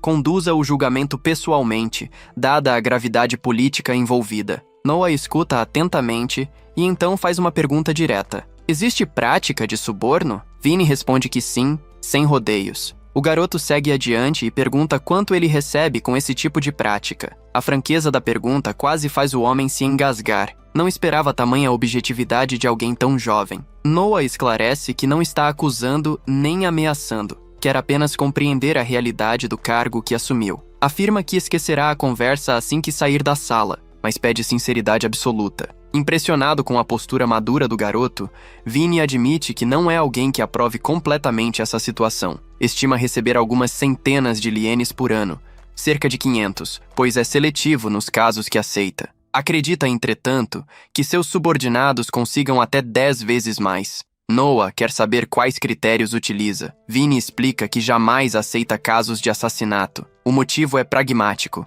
Nesses julgamentos, o réu direciona seu ódio diretamente a quem decide, transformando o juiz em alvo de vingança. Isso pode gerar consequências irreversíveis, inclusive atentados. Por isso, prefere casos em que a decisão possa favorecer qualquer um dos lados, reduzindo riscos pessoais. Noah faz um cálculo rápido. Se Vinny ganha cerca de 500 ienes por ano com esse tipo de prática, oferecerá 10 vezes esse valor. Em troca, quer que ele abandone completamente o suborno enquanto estiver trabalhando ali. Ele precisa corresponder às expectativas do imperador e deseja construir uma administração limpa. Para isso, precisa da colaboração sincera de Vini. O homem fica surpreso. Aquele príncipe, com apenas 6 anos, carrega o título de sábio, com naturalidade. Agora entende por que foi nomeado ministro da Justiça. Após um momento de reflexão, declara que não quer o dinheiro extra e que não aceitará mais nenhum suborno. A partir daquele instante, trabalhará exclusivamente pelo garoto. Noah comenta que desconfiaria se houvesse intenções ocultas,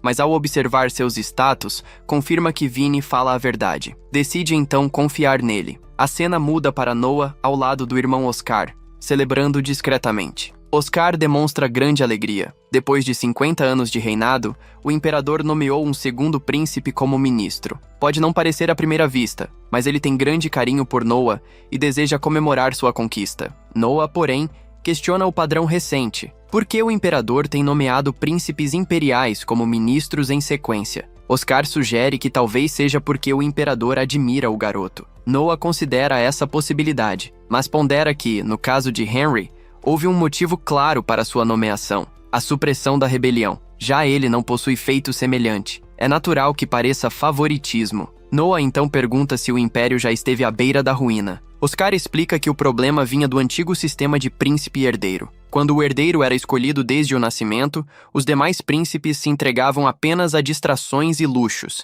negligenciando responsabilidades políticas. No modelo atual, cada príncipe recebe um feudo e deve demonstrar desenvolvimento concreto, econômico, militar e administrativo. O mérito substituiu o direito automático. Oscar pergunta o que isso tem a ver com a situação atual.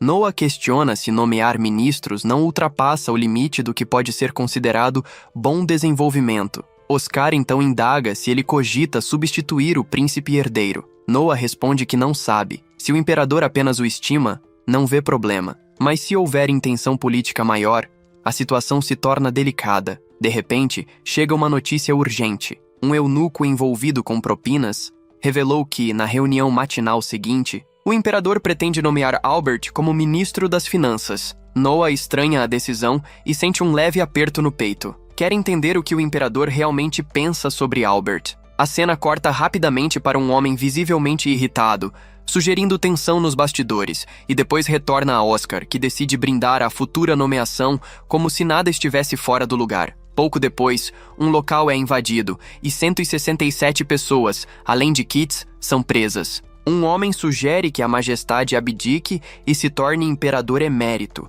permitindo que o príncipe herdeiro assuma imediatamente. Ele confessa que o plano foi traído por informações antecipadas. O rei já é idoso. Foram 50 anos como rei e 35 como príncipe e herdeiro antes disso. Alguns acreditam que os filhos não conseguem mais esperar. Contudo, não há prova concreta de que Albert tenha participado diretamente. O rei reconhece isso e decide não agir contra ele. Ordena apenas a execução de Kits, encerrando formalmente o assunto. O rei então pergunta sobre Oscar. O homem explica que enviou um eunuco próximo ao príncipe para que ele percebesse algo. Noah também estava presente e provavelmente compreendeu as intenções do pai. O rei admite que Noah é impressionante. Sabe que Albert pode não ser o mais adequado e se pergunta quem deveria sucedê-lo: Henry, Oscar ou Noah. Qualquer um pode assumir, desde que supere as provações necessárias. No dia seguinte, Noah recebe relatórios detalhados sobre os envolvidos na última rebelião e sobre seu líder. Todos são próximos de Albert. Para qualquer observador, parecem formar a facção rebelde ligada ao príncipe herdeiro. Vini pergunta como devem proceder. Noah conhece bem as leis do Império. Mesmo membros da família imperial podem ter penas suavizadas ao infringirem determinadas leis. Contudo, existe uma exceção absoluta: traição. Se alguém da família imperial estiver envolvido, seja como autor principal ou cúmplice, a punição é decapitação. O mesmo vale para quem soube e não denunciou. Com tantas pessoas próximas envolvidas, é praticamente impossível que Albert não soubesse de nada. A traição de um príncipe herdeiro seguida de execução seria um escândalo capaz de abalar todo o império. Noah pergunta se o imperador deixou instruções claras. A resposta é afirmativa. Todos devem receber a punição adequada conforme o texto original da lei. Compreendendo a intenção do rei, preservar a estabilidade sem atingir diretamente o herdeiro, Noah decide agir. Diante do monarca, profere a sentença. Os principais culpados serão decapitados. Os demais cúmplices receberão pena de morte. A execução será imediata. Ele limita a punição estritamente aos nomes presentes na lista oficial, evitando qualquer menção direta a Albert. Se houver risco de que um perdão revele o envolvimento do irmão, a única escolha segura é aplicar a lei de forma absoluta e rápida. Assim, protege-se o império, preserva-se a aparência de ordem e mantém-se o delicado equilíbrio entre poder, justiça e sucessão. O rei aceita a decisão severa e parabeniza o filho. Determina que sejam acrescentados mais 1000 ienes ao salário anual de Noah. O garoto sabe que não agiu esperando recompensa. Também entende que o pai deseja proteger Albert. Ao se ajoelhar diante do filho, o rei pede que Noah continue agindo daquela forma. Quando retorna para casa, Noah percebe imediatamente que o lugar foi invadido. Sem perder tempo, ordena que ela não permita que nenhum aliado deixe o local, além dele próprio, mesmo que se trate do príncipe herdeiro. Ao atravessar a entrada, ele avança para o interior e, com um movimento preciso, corta um dos invasores e o deixa inconsciente. Logo, os outros surgem, mas Noah repete a ação com a mesma eficiência, derrubando todos e colocando-os para dormir. Depois de controlar a situação, Noah pergunta qual é o cenário atual. O homem informa que aquelas eram as pessoas envolvidas e que todos os participantes da traição já haviam sido executados. Ao ouvir isso, Noah entende que foram silenciados. Isso inclui aqueles homens e também seu irmão Albert. Tudo indica que tenham sido enviados pelo príncipe herdeiro. Para reforçar a acusação, Noah fere a si mesmo de propósito e declara que foi atacado pelos 4. Em seguida, questiona qual é a punição máxima que pode ser aplicada a eles. O homem responde que a pena é morte, com execução imediata. Após essa decisão, o homem não consegue esconder a admiração. Noah, porém, sabe que o que seu irmão fez foi errado. Se a situação tivesse sido um pouco mais grave, o império inteiro poderia ter sido abalado. E no fundo, toda essa instabilidade nasce das ações do príncipe herdeiro. A cena muda para Noah diante do pai. O rei pergunta se quem o feriu era alguém habilidoso. Noah se surpreende com a eficiência dos informantes do reino. É possível que o pai já saiba que ele mesmo provocou o ferimento. Noah responde que não se trata apenas de habilidade com a espada. Por mais talentoso que alguém seja, ao expor sua fraqueza mental, inevitavelmente haverá um instante de hesitação. O rei observa o filho com orgulho. Sabe que tem diante de si alguém extraordinário, digno de admiração em qualquer lugar. Pensa que seria de grande ajuda se todos fossem como Noah. Então pergunta se o filho pode acompanhá-lo em uma breve caminhada. Durante o trajeto, explica que, entre os imperadores considerados governantes sábios, 9 em cada 10 acabam manchando a própria reputação nos últimos anos de vida. Noah compreende que isso está ligado à traição do príncipe herdeiro. O rei conduziu o país a uma era dourada jamais vista, e certamente será lembrado como um governante sábio nas gerações futuras. Porém, se a traição tivesse sido bem-sucedida, os registros históricos afirmariam que, em seus últimos anos, ele se tornou senil e incapaz de controlar o próprio filho. Agora Noah entende. O rei não confia mais no príncipe herdeiro. Mesmo assim, não pode agir de forma precipitada para não comprometer o final de seu reinado. Noah então faz um pedido. Ele e seus irmãos, Henry e Oscar, foram elevados a ministros recentemente. Tudo ainda é novo para eles,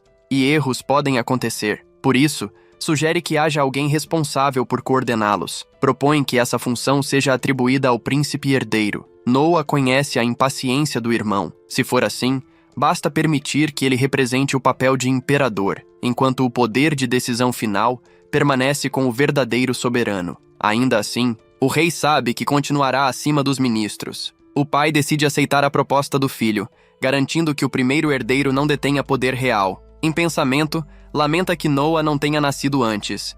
Em vez de oferecer mais dinheiro, resolve conceder uma recompensa diferente. O garoto é conduzido até a sala do tesouro.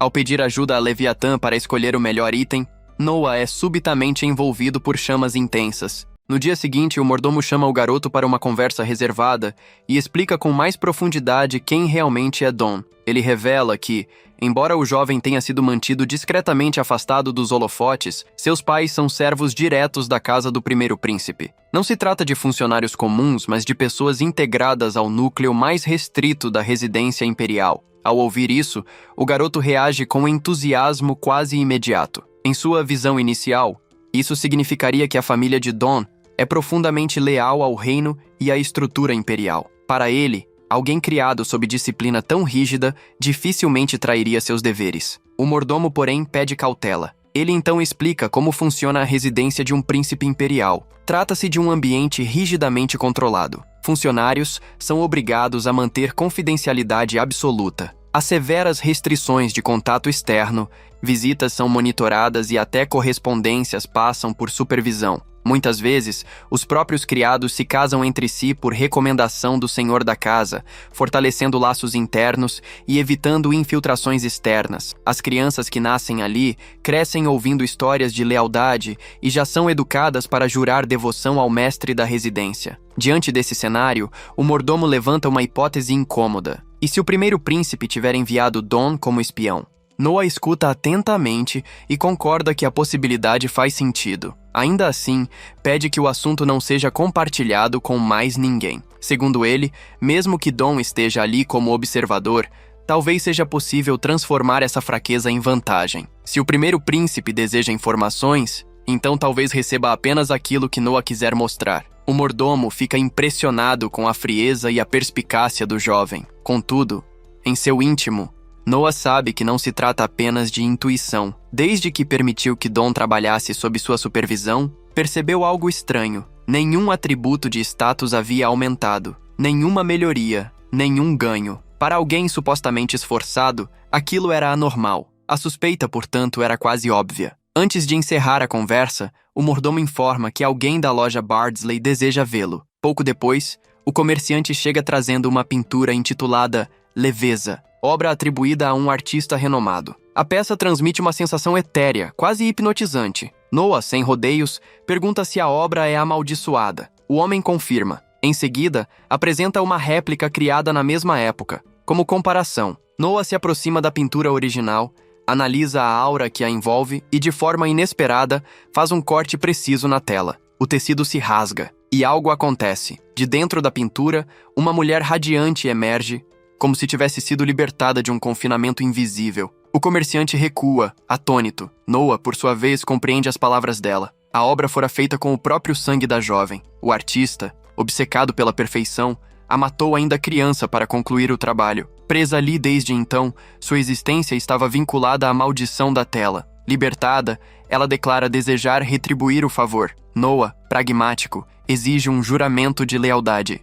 Após cortar completamente a maldição que a prendia, percebe que ela agora pode sair da pintura quando quiser. Seu atributo de terra sofre um leve aumento, indicando que a entidade poderá ter utilidade estratégica no futuro. Para demonstrar suas habilidades, ela assume outras formas, adaptando a aparência conforme a vontade de Noah. Contudo, sua materialização não é totalmente sólida. Há uma leve translucidez. Ele explica que pode fortalecê-la. Ao conectar sua essência ao anel que carrega, realiza um teste. A ligação funciona. A presença dela se torna mais firme, quase tangível. Satisfeito, Noah decide comprar a obra oficialmente e ordena que o pagamento seja enviado. Mais tarde, ele se encontra com o mercador Alan. O comerciante traz diversos presentes luxuosos, explicando que Ada caiu nas graças do imperador e enviou aquilo como sinal de gratidão. Anos atrás, Ada fora oferecida ao palácio como criada. 6 anos depois, ascendera à posição de rainha consorte. Noah avalia os bens com um olhar calculista e estima cerca de 30 mil em valor. Alan demonstra ansiedade. Deseja que Ada se torne esposa secundária o quanto antes, garantindo posição mais segura. Noah então explica com clareza a hierarquia do palácio. Existem concubinas, consortes secundárias e, no topo absoluto, a imperatriz. O sucesso não depende apenas de beleza ou habilidade, mas do favor imperial e, principalmente, do status do filho que se possa gerar. Ele alerta que o caminho mais rápido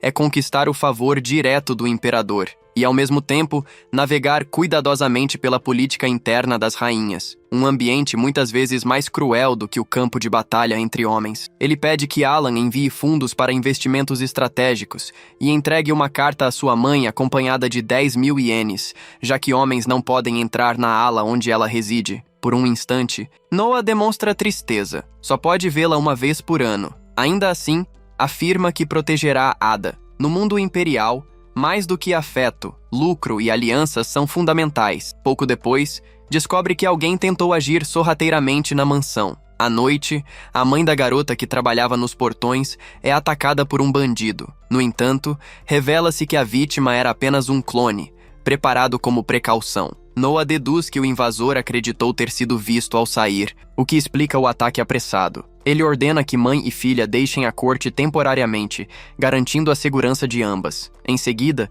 decide colocar leveza para vigiar Dawn. A medida se prova acertada. Algum tempo depois, Noah salva o garoto, que havia sido esfaqueado após cometer um erro como espião. Ele revela que o mantinha sob vigilância constante desde o início. O jovem, tomado pelo arrependimento, declara desejar tornar-se seu braço direito, abandonando qualquer ligação anterior. Noah afirma que ainda há tempo para provar lealdade, mas ressalta que traição é tratada com severidade absoluta. Mesmo assim, promete não abandoná-lo. O status do garoto aumenta, indicando sinceridade em suas palavras. Como precaução, Noah ordena que ele adote uma nova identidade, passando-se por filho de um nobre caído em desgraça.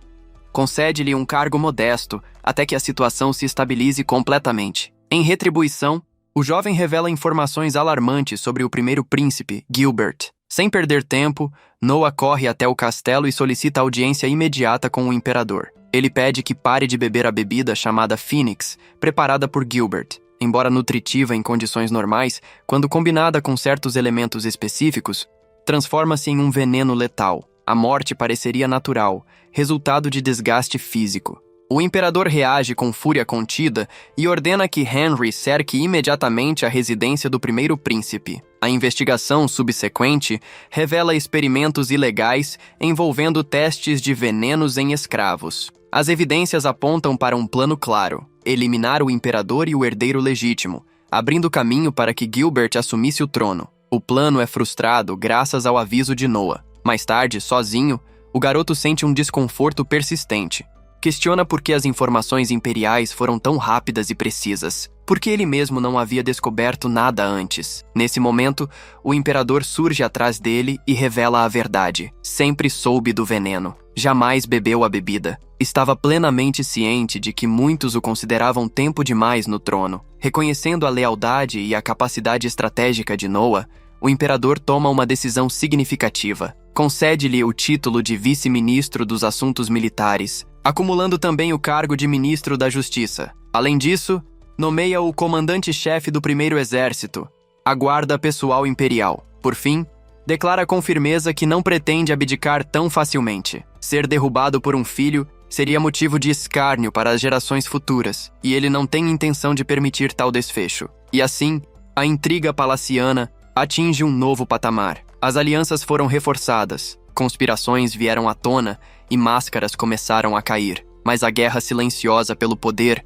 está longe de terminar. O que foi revelado até agora é apenas uma parte de um jogo muito maior, onde cada movimento carrega consequências que podem redefinir o destino do império. O imperador, mantendo a postura imponente, conclui sua declaração com firmeza inabalável. Se algo lhe acontecer, Noah assumirá imediatamente o controle da capital imperial ao lado da guarda imperial.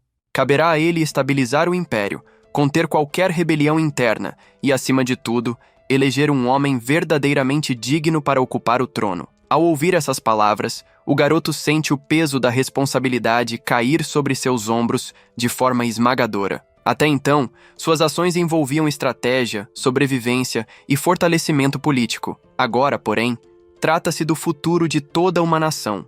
Escolher o próximo imperador não é apenas uma decisão administrativa, é determinar o rumo de milhões de vidas. E assim termina mais um episódio dessa trama, repleta de estratégias, ambições e jogos de poder. Espero que vocês tenham gostado. Se gostaram, deixem o like e se inscrevam no canal para mais conteúdo como esse. Vejo vocês na próxima semana.